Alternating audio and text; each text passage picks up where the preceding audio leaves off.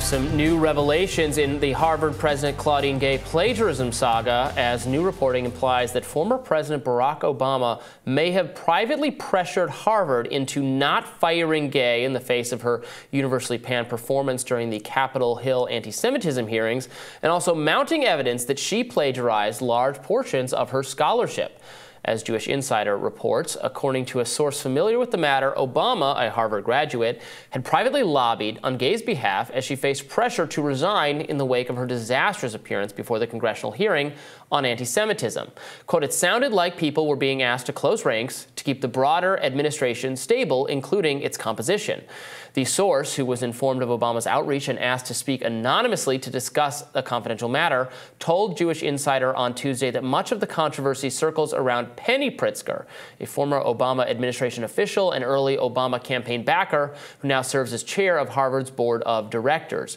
Pritzker personally led the search committee that named Gay as president and praised her as a remarkable leader who is profoundly devoted to sustaining and enhancing Harvard's academic excellence.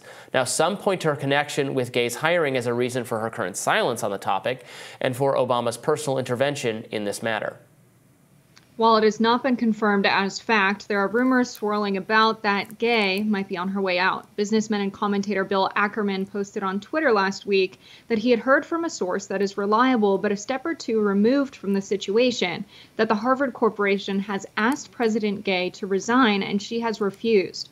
Gay has apparently said that if she is fired, she will sue. Gay has retained her own counsel. The whole debacle caused former 538 head Nate Silver to comment, regarding both some slow stakes Harvard plagiarism stuff and high stakes COVID origins controversies, it seems like progressives are staking out a position to save face in the short run that's inevitably going to lead to a bigger loss of face in the long run. So, Robbie, what do you think that loss of face would be? I mean, I just think it's embarrassing and humiliating and discrediting to defend, if anyone is still doing this. And I will note that a lot of actually liberal-minded people are not defending Claudine Gay anymore. The Washington Post's Ruth Marcus said that Gay should resign. There was a New York Times a column, I believe, by John McWhorter, who may not, I don't know that he classifies himself as a liberal, but did appear in the New York Times, calling for her to resign. I see a lot more people conceding that the allegations against her are very serious. Obviously, we talked about them last week. I've done a couple radars on the subject. Numerous examples of her not just doing sloppy plagiarism, paraphrasing other people, but also in some cases lifting passages without even acknowledging where they came from in the first place. The very textbook examples of plagiarism over and over and over again. And it seems obvious that the president of Harvard, one of the most elite educational institutions on the planet, should be held to the same standards as a student who would attend that university.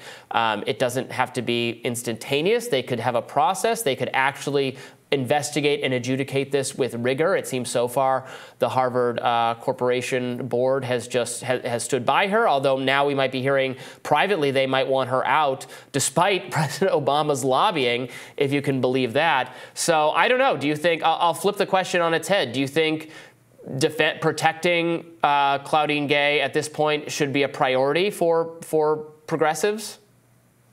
I don't really think it should be a priority, but I think at this point it has to. If you care about the government intervening in an institution, a university's leadership, many people are very upset about this that have nothing to do with Harvard University. I've never taken a class there.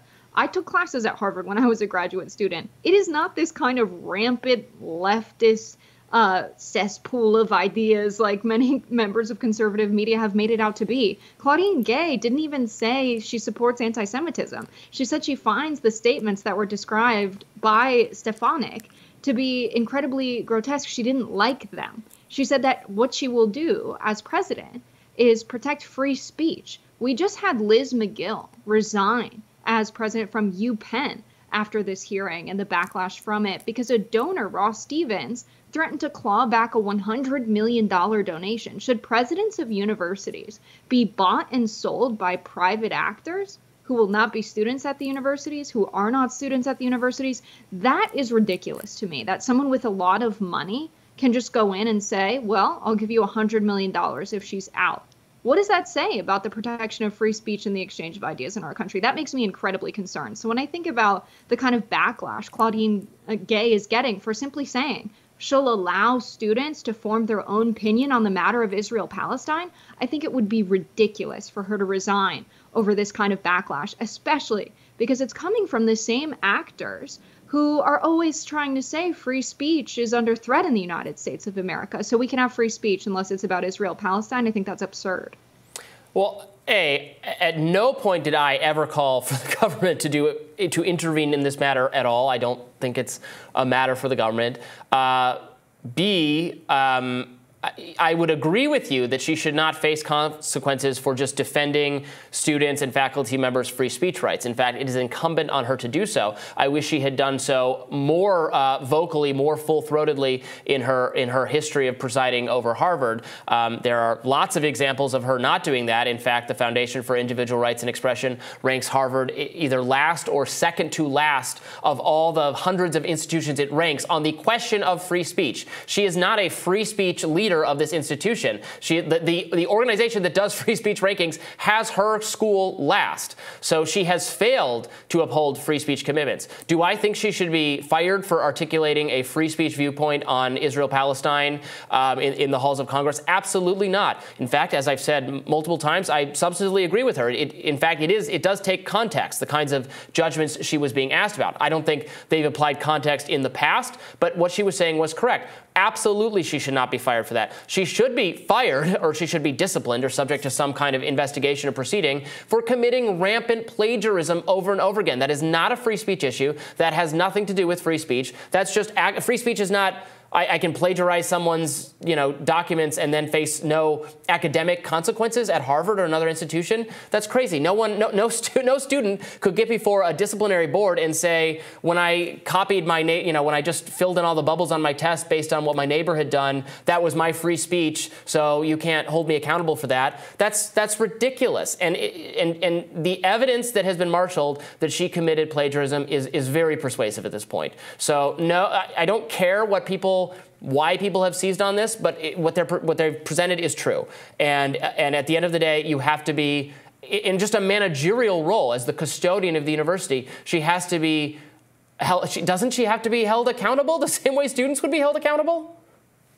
Well, the board at Harvard, the staff at Harvard responsible for looking into things like this looked into it, and they said that they didn't find that that Claudine Gay, the president, violated the code of conduct back in 1997. And so they already went through their internal process. This isn't I think they need to borrow my magnifying glass, Jessica. I think they need I'll let them have my detective hat and my little pipe, and they could maybe try to get to the bottom of it a little harder, I think. Yeah. I don't think the problem is they couldn't see the words clearly, Robbie. I think, the problem here is there are so many people. I get that your view is that the plagiarism is wrong and that, someone who commits an act of plagiarism shouldn't be the president of an esteemed university.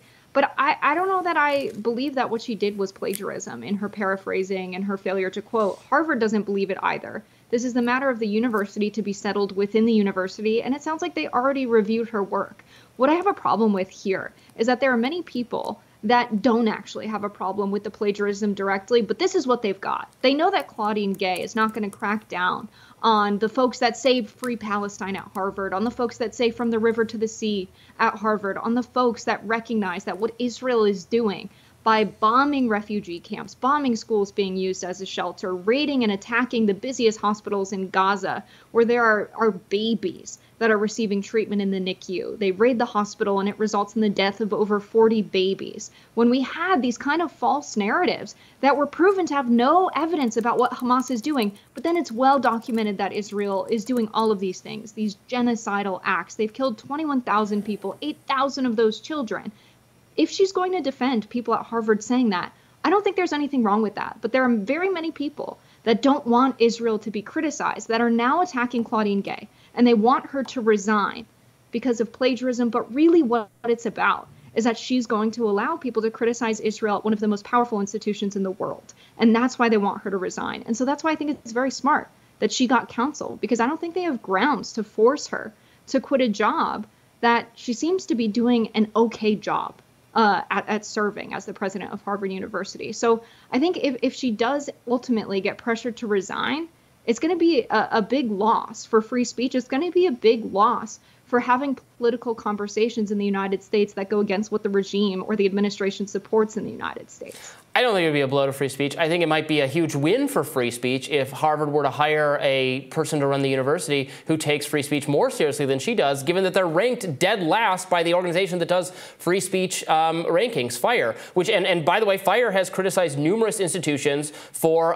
violating the free speech rights of pro-Palestinian student organizations, has spoke out, for instance, against what Ron DeSantis, as did I, against what Ron DeSantis did in Florida, decertifying the pro-Palestinian student groups in a couple colleges in Florida. So I agree that pro-Palestinian speech should be protected, just like pro-Israel speech, pro any kind of speech. We should have broad tolerance for, they're not literally, they don't have to follow exactly the First Amendment, but many of these institutions have committed to a free speech paradigm that reflects the First Amendment, and they have promised that to their students and their faculty when students gave their money to attend these institutions and faculty decided to work there. So I think they ought to live up to those commitments. Harvard has manifestly failed to do so under Claudine Gay's leadership, and the fact that, and again, if the shoe fits, if it is plagiarism, and it certainly looks like it to me, they can pretend it's not. But it certainly seems consistent that it violates